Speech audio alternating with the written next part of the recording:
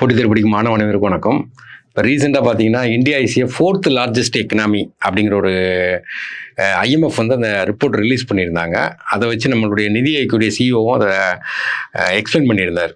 அப்போ வந்து இந்தியா வந்து 4th லார்ஜஸ்ட் ஜிடிபியில் 4th லார்ஜஸ்ட் எக்கனாமியாக மாறியிருக்காங்க. ஃபஸ்ட்டு எந்த கண்ட்ரி இருந்ததுன்னா ஃபஸ்ட்டு லார்ஜஸ்ட் எக்கனாமி யாருன்னு கேட்டிங்கன்னா யூஎஸ்ஏ, ரெண்டாவது சைனா, மூணாவது பார்த்தீங்கன்னா ஜெர்மன், நாலாவது ஜப்பான் இருந்துச்சு. ஜப்பானை ஓவர்டேக் பண்ணி இப்போ இந்த வருஷம் எண்டுக்குள்ளே ஜப்பானை ஓவர்டேக் பண்ணி இந்தியா வந்து 4th லார்ஜஸ்ட் எக்கனாமியாக வர்றாங்க. இதை வச்சு ஹிந்து பேப்பரில் ஒரு ஆர்டிக்கல் வந்துச்சு. அந்த ஆர்டிக்கலை நம்ம பார்க்க போகிறோம். ஏன்னா இப்போ ரீசெண்டாக பார்த்தீங்கன்னா நமக்கு மார்க் சொல்லிட்டாங்க. அதாவது டிஎன்பிசியை பொறுத்த வரைக்கும் வந்து எக்கனாமிக்ஸ்க்கு மெயின் ரோல் கொடுக்க ஆரம்பிச்சிட்டாங்க. அப்போ எக்கனாமிக்ஸ்ங்கிறது எதை பேஸ் பண்ணி வருங்கன்னா கரண்ட் அஃபேர்ஸை பேஸ் பண்ணி தான் எக்கனாமிக் வரும். அப்போ எக்கனாமிக்ஸ்ங்கிறது அதை ஃபாலோ பண்ணி படிக்கிறனால நீங்கள் கொஞ்சம் அழுத்தம் கொடுக்கணும் எக்கனாமிக்ஸ்க்கு. அப்போ இது ஒரு நல்லா இருந்துச்சு, ஆர்டிக்கல் நல்லா இருந்துச்சு. அதை தான் பார்க்க போகிறோம். இல்லை என்ன ஹெட்டிங் கொடுத்துருக்காங்கன்னு பார்த்தீங்கன்னா, India's rise to 4th largest economy belies per capita reality. India வந்து 4வது லார்ஜஸ்ட் எக்கனாமியாக வளர்ந்துருந்தாலும் ஆனால் பெர் கேபிட்டா ரியாலிட்டியை வந்து அது வெளிப்படுத்தலை. அது பெர் கேபிட்டா இன்கமில் நம்ம வந்து பின்தங்கி தான் இருக்கிறோம். இப்போ வந்து இதில் 4th இருக்கோம். பெர் கேபிட்டா இன்கம் இந்தியாவை பொறுத்த வரைக்கும் எவ்வளோ இருக்குன்னா 140th ரேங்கில் இருக்காங்க. அப்போ வந்து இதை தான் ஹெட்டிங்காக கொடுக்காங்க. பெர் கேபிட்டாவில் நம்ம பின்தங்கி இருக்கோம். இருந்த போதிலும் நம்ம வந்து எக்கனாமியை பொறுத்த வரைக்கும் பார்த்தீங்கன்னா 4வது லெவலில் இருக்குன்னு சொல்லி ஹெட்டிங் கொடுத்துருக்காங்க. இந்த ரிப்போர்ட் யார் கொடுக்காங்கன்னா ஐஎம்எஃப் கொடுக்காங்க. அதான் இதில் கொடுக்குறாங்க பாருங்கள்.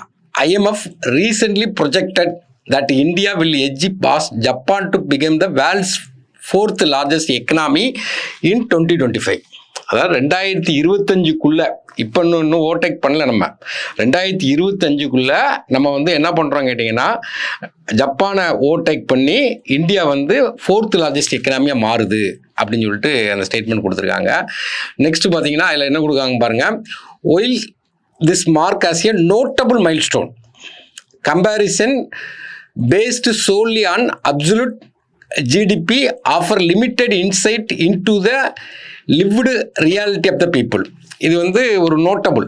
ஏன்னா எக்கனாமியில் பார்த்தீங்கன்னா நம்ம கொஞ்ச நாள் முன்னாடி 11 இடத்துல இருந்தோம், அப்புறம் 5க்கு வந்து 4க்கு வந்தோம். ஒரு நோட்டபுள் மைல்ஸ்டோன் இருந்த போதிலும் இது எதை மக்களுடைய ரியாலிட்டியை இது வெளிப்படுத்தாது.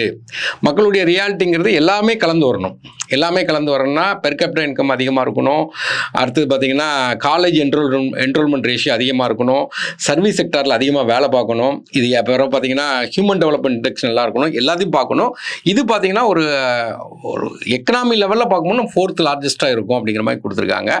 நெக்ஸ்ட் இந்த இடத்துல என்ன கொடுக்காங்க பார்த்தீங்கன்னா, absolute GDP figure are useful for understanding the size of an economy. இந்த ஜிடிபியை வச்சு நம்ம என்ன கணக்கிடலாம்? ஃபஸ்ட்டு ஜிடிபின்னா நம்ம என்னன்னு தெரிஞ்சுக்கிடணும். ஜிடிபின்னா என்ன கேட்டிங்கன்னா இந்த இடத்துல கொடுக்காங்க gross domestic product. Gross domestic product. இப்போ கிராஸ்னால் என்னன்னு கேட்டிங்கன்னா, நார்மலாக கிராஸ்னால் மொத்தம், total value of final goods and service. Goods and service அதான் கிராஸ். மொத்தம் total value of goods and service. என்ன குட்ஸும் வரும், சர்வீஸும் வரும். டொமஸ்டிக்னா வித்தின் டெரிட்டரி. டொமஸ்டிக்னா என்ன அர்த்தம் கேட்டிங்கன்னா, வித்தின் டெரிட்டரி. அந்த டெரிட்டரிக்குள்ளே, இப்போ இந்தியான்னு எடுத்தீங்கன்னா இந்தியாவுடைய எல்லைக்குள்ள மட்டும் உற்பத்தி ஆகக்கூடியது அல்லது சர்வீஸ் ஆகக்கூடியது. Within territory over the period. Particular பீரியடில் எவ்வளோ இதாக இருக்குன்னு பார்க்குறது தான் என்னன்னா ஜிடிபி. இப்போ ஜிடிபின்னா என்ன, டொமஸ்டிக்கில் பார்க்கக்கூடியது. இப்போ ஃபாரின் டைரக்ட் இன்வெஸ்ட்மெண்ட் இப்போ கூட ரீசெண்டாக பேப்பரில் வந்திருக்குது. ஃபாரின் டைரக்ட் இன்வெஸ்ட்மெண்ட் இப்போ அதிகமாக கவர் பண்ண மாநிலம் எதுன்னு கேட்டிங்கன்னா மகாராஷ்டிரா. இப்போ வெளிநாட்டுக்காரங்க நம்ம இந்தியாவில் வந்து ப்ரொடக்ஷன் ஆரம்பிக்காங்க. அப்போ இந்த ஃபாரின் டைரக்ட் இன்வெஸ்ட்மெண்ட் எதில் வரும் அப்படின்னு கேட்டிங்கன்னா அதுவும் ஜிடிபியில் தான் வரும். இந்திய எல்லைக்குள்ளே, அதாவது அந்த பவுண்டரிக்குள்ளே என்னென்ன உற்பத்தி யார் பண்ணுறாங்கங்கிறது முக்கியம் கிடையாது. ஏன்னா அந்த எங்கே பண்ணுறாங்கிறது தான் முக்கியம். இந்திய பவுண்டரிக்குள்ளே யார் உற்பத்தி பண்ணாலும் அதுக்கு பேர் என்னென்னா ஜிடிபி ஆயிரும். அப்போ இந்தியன் பவுண்டரிக்குள்ளே உற்பத்தி, இதே தமிழ்நாடு பவுண்டரிக்குள்ள பார்த்தா தமிழ்நாட்டுடைய ஜிடிபி ஆயிரும். அப்போ இந்தியாவுடைய எல்லைக்குள்ளே உற்பத்தி ஆகக்கூடிய எல்லா குட்ஸ் அண்ட் சர்வீஸ் பர்டிகுலர் பீரியடில் உற்பத்தி ஆகக்கூடாது. அதான் ஜிடிபி. அந்த ஜிடிபியில் கால்குலேட் பண்ணுறதுல இன்றைக்கி நம்ம எத்தனை இடத்துக்கு வரப்போகிறோம் கேட்டிங்கன்னா 4வது இடத்துக்கு வரப்போகிறோம். அதான் கொடுக்குறாங்க. இப்போ ஜிடிபினா உங்களுக்கு தெரிஞ்சிருக்கும். ஜிடிபிங்கிறது ஒன்லி பார்த்தீங்கன்னா ஜிடிபிங்கிறது நாட்டுடைய டோட்டலாக பார்க்கக்கூடிய வேல்யூ தான், டோட்டல் வேல்யூ தான். இதில் வந்து பர்டிகுலர் பிரிச்சுலாம் பார்க்க முடியாது. இது அதை தான் இதில் சொல்கிறாங்க.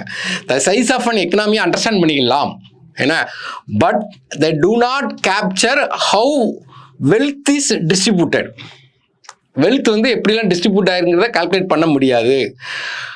ஹவு டெவலப்டு கண்ட்ரி க்ரோத்தை தான் பார்க்க முடியுமே தவிர டெவலப்மெண்ட்டை பார்க்க முடியாது. டெவலப்மெண்ட்ங்கிறது எல்லா செக்டாரையும் பார்க்குறது பேர் தான் டெவலப்மெண்ட். டெவலப்மெண்ட்டை நம்ம வந்து அனலைஸ் பண்ண முடியாது. How its citizen are faring, அந்த நாட்டில் உள்ள மக்களுடைய சிட்டிசன் எப்படி வாழ்கிறாங்க அதையும் அனலைஸ் பண்ண முடியாது. இதுதான் இந்த பாயிண்டில் கொடுக்காங்க. They mask disparity in population size. இந்த பாப்புலேஷன் சைஸை வந்து நம்ம என்ன பண்ண முடியாதுன்னா அனலைஸ் பண்ண முடியாது. காஸ்ட் ஆஃப் லிவிங்கை அனலைஸ் பண்ண முடியாது. இன்கம் இன்இக்வாலிட்டியை அனலைஸ் பண்ண முடியாது. The country may have a large economy overall. ஓவராலாக பார்க்கும்போது large economy, but that does not necessarily translate into prosperity or improved living standard for its people. Largest economy தான், ஆனால் மக்களுடைய ப்ராஸ்பரஸை நினைச்ச முடியாதுன்னா மெஷர் பண்ண முடியாது அப்படிங்கிறது தான். அதை தான் இதில் சொல்கிறாங்க. இதில் வந்து க்ரோத் மட்டும் தான் இருக்குதே தவிர டெவலப்மெண்ட்டுங்கிற ஒரு கட்டங்கிற இல்லைங்கிற மாதிரி கொடுத்துட்டு அதை ஒரு டேட்டாவை மெஷர் பண்ணுறாங்க. எப்படி கொடுக்காங்கன்னா ஒரு சார்ட் கொடுத்துருக்காங்க. சார்ட் என்ன கொடுக்காங்கன்னா இந்த ஜிடிபி வந்து பில்லியனில் கொடுத்துருக்காங்க. ஏன்னா ஜிடிபி, இப்போ ஜிடிபிக்கு ஃபுல் ஃபார்ம் இப்போ தான் பார்த்தோம். ஏன்னா கிராஸ் டொமஸ்டிக் ப்ராடக்ட், மொத்தம் total final goods and service. அடுத்த டொமஸ்டிக்னா வித்தின் டெரிட்டரி பர்டிகுலர் பீரியடில் உற்பத்தி ஆகக்கூடியது. அப்போ ஜிடிபி வந்து 2025 நம்ம கணக்கு எடுத்துக்கிட்டாங்க. ஒரு 3 கண்ட்ரியை இதில் உள்ளே கொண்டு வர்றாங்க. அப்போ நம்ம வந்து இப்போ ரீசெண்டாக எந்த கண்ட்ரியை ஓவர்டேக் பண்ண போகிறோம் கேட்டிங்கன்னா ஜப்பானை ஓவர்டேக் பண்ண போகிறோம். ஆனால் ஜப்பானை எடுத்துக்கிட்டாங்க. அடுத்தது பார்த்தீங்கன்னா இந்தியா, இன்னொரு கண்ட்ரி எடுத்துக்கிட்டாங்க. போலாண்டையும் கணக்கில் எடுத்துக்கிட்டாங்க. ஏன் போலாண்டை எடுத்துக்கிட்டாங்க? போலாண்டும் பார்த்தீங்கன்னா மிடில் இன்கம் கண்ட்ரியாக இருந்து இப்போ ஹை இன்கம் கண்ட்ரியாக மாறி இருக்கு. அப்போ அதையும் கணக்கில் எடுத்து கொண்டு வர்றாங்க. அப்போ ஜிடிபியை பொறுத்த வரைக்கும் இதில் என்ன சொல்கிறாங்க கேட்டிங்கன்னா, ஜிடிபிங்கிறது 2000 இந்தியாவுடைய ஜிடிபி எவ்வளோ இருக்குன்னு கேட்டிங்கன்னா $1 பில்லியன், $468 பில்லியன் இருந்தது. இப்போ 2025 நமக்கு எவ்வளோ வரப்போகுதுன்னு கேட்டிங்கன்னா $4187 பில்லியன் ஆக போகுது. ஏன்னா அப்போ அந்த டைமில் ஜப்பானுக்கு எவ்வளோ ஆக போகுதுன்னா 4186 ஆக போகுது. இதில் கொடுக்காங்க. இப்போ ஜப்பானை ஓவர்டேக் அடிக்கும் இந்த 2025. இப்போ போலாண்டை பொறுத்த வரைக்கும் பார்த்தீங்கன்னா எப்படி இருக்குது அப்படின்னு கேட்டிங்கன்னா 2000 $172 பில்லியன் இருந்தது. இப்போ 980 தான் இருக்குது. அப்போ அந்த ஜிடிபி லெவலில் பார்க்கும்போது போலாண்டுடைய வளர்ச்சி இல்லை. ஜப்பான் வந்து 2000 $4968 பில்லியன் இருந்தது. இப்போ 2025 என்ன மாற போகிறாங்க அப்படின்னா $4186 பில்லியன் மாற போகிறாங்க. அப்போ அந்த ஜிடிபியுடைய வளர்ச்சியில் இந்தியாவுடைய வளர்ச்சி வந்து ஒரு பிரம்மாண்டமான வளர்ச்சி, ஒரு மைல் ஸ்டோனுங்கிற மாதிரி சொல்லிட்டாங்க. இப்போ அடுத்தாப்புல என்ன கொடுக்காங்க கேட்டீங்கன்னா பெர் கேபிட்டா இன்கம்மை பற்றி சொல்கிறாங்க. அப்போ பெர் கேபிட்டா இன்கம்னா என்ன? பெர் கேபிட்டா இன்கம்னா என்னென்னா டோட்டல் ஜிடிபி ஏன்னா பை டோட்டல் பாப்புலேஷன், இதுதான் பெர் கேபிட்டா இன்கம். மொத்த நாட்டு வருமானத்தை மொத்த மக்கள் தொகையில் வகுத்தா கிடைக்கக்கூடியது பெர் கேபிட்டா இன்கம், தலா வருமானம். அப்போ தலா வருமானத்தை பொறுத்த வரைக்கும் எப்படி இருக்காங்கன்னா நம்ம ரொம்ப பின்தங்கிய நிலைமையில் இருக்கும். ஏன்னா அப்போ தலா வருமானத்தை கணக்கிட்டு காட்டுறாங்க. 2000 பார்த்தீங்கன்னா நம்மளுடைய தலா வருமானம் எவ்வளோ இருந்ததுன்னு கேட்டிங்கன்னா $442 இருந்துச்சு. இப்போ எவ்வளோ இருக்குது அப்படின்னு கேட்டிங்கன்னா 2025 எவ்வளோ வரும்னு கேட்டிங்கன்னா $2878 வருங்காங்க. இப்போ பெர் கேபிட்டா இன்கமில் நம்ம வளர்ச்சி வந்து இல்லை அப்படிங்காங்க.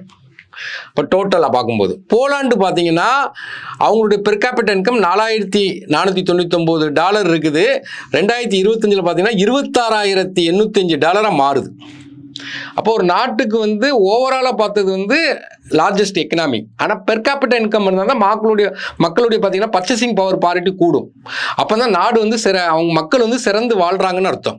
ஆனால் இங்கே வந்து பெர் கேபிட்டா இன்கம் கம்மியாக இருக்கிற மாதிரி சார்ட்டில் காட்டியிருக்காங்க. அடுத்து ஜப்பானை பொறுத்த வரைக்கும் பார்த்தீங்கன்னா 2039 $173 இருந்துச்சு. ஸ்லைட்லி குறைஞ்சிருக்கு, $955 மாறி இருக்கு. கிட்டத்தட்ட இந்தியாவையும் ஜப்பானையும் கம்பேர் பண்ணிங்கன்னா 11 டைம்ஸ்க்கு மேலே இருக்காங்க பெர் கேபிட்டா இன்கம் படி. அப்போ நம்ம வந்து ஜிடிபியில் ஜப்பானை ஓவர்டேக் பண்ணாலும் பெர் கேபிட்டா இன்கம் படி நம்மளை விட அவங்க 11 டைம்ஸ் இருக்காங்கன்னு சொல்லி தான் இல்லை சார்ட் 1B வந்து டிஸ்பிளே ஆகுது. நெக்ஸ்ட்டு பார்த்தீங்கன்னா ஷேர் ஆஃப் எம்ப்ளாய்மெண்ட். இந்த எம்ப்ளாய்மெண்ட்டுடைய ஷேரை காட்டுறாங்க. நம்மளை பொறுத்த வரைக்கும் மெயினாக பார்த்தீங்கன்னா 3 செக்டார் தான். Primary sector, secondary sector, tertiary sector. இப்போ ஃபஸ்ட்டு பார்த்தீங்கன்னா பிரைமரி செக்டார்னு சொல்லும்போது நம்ம அக்ரி செக்டாரை சொல்லுவோம். டெரிசரி செக்டார்னு சொல்லும்போது இண்டஸ்ட்ரி செக்டார் சொல்லுவோம். அடுத்தது பார்த்தீங்கன்னா சர்வீஸ் செக்டார் சொல்லுவாங்க. ஒரு நாடு வந்து நல்ல க்ரோத்தில் இருக்குன்னு கேட்டிங்கன்னா சர்வீஸ் செக்டாரில் அந்த மக்களுடைய பங்களிப்பு வந்து அதிகமாக இருக்கணும். அப்போ தான் அந்த நாடு வந்து ரொம்ப வந்து டெவலப்டில் இருக்காங்கன்னு அர்த்தம்.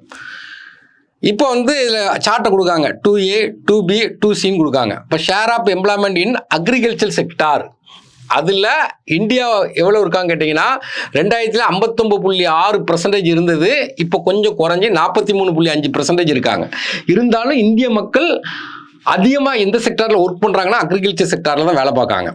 ஆனால் ஜப்பான் பார்த்தீங்கன்னா 4.9 இருந்தது, அக்ரிகல்ச்சர் செக்டார் வந்து 3 தான் இருக்குது. போலாந்து பார்த்தீங்கன்னா 18.7 இருந்தது, இப்போ எவ்வளோ இருக்குன்னா 7.6 மாறுது. அப்போ வந்து எல்லா இடத்துலையுமே அக்ரிகல்ச்சர் செக்டர் குறைஞ்சாலும் more of the people Indian people எந்த செக்டரை சார்ந்திருக்காங்கன்னா அக்ரிகல்ச்சர் செக்டர் சார்ந்திருக்காங்க. இதை தான் 2A வந்து விளக்குது. அடுத்து 2Bயில் எதை பற்றி சொல்கிறாங்கன்னா இண்டஸ்ட்ரியல் செக்டாரை பற்றி சொல்கிறாங்க. அப்போ இண்டஸ்ட்ரியல் செக்டார்னு பார்க்கும்போது இந்தியாவுடைய இண்டஸ்ட்ரியல் செக்டார் வந்து நல்லா க்ரோத் ஆகிருக்கு. அப்போ 16.3% இருந்தது, இப்போ 2020 25.03% மாறி இருக்கு. ஜப்பான் பார்த்தீங்கன்னா 31.3 இருந்தது, பார்த்தீங்கன்னா 23.3 குறைஞ்சிருக்கு. நம்ம போலாண்டும் பார்த்தீங்கன்னா 29.64 என்னதானா குறைஞ்சிருக்கு. அப்போ நம்ம வந்து இண்டஸ்ட்ரியல் செக்டாரில் நம்மளுடைய வளர்ச்சி இருக்குது.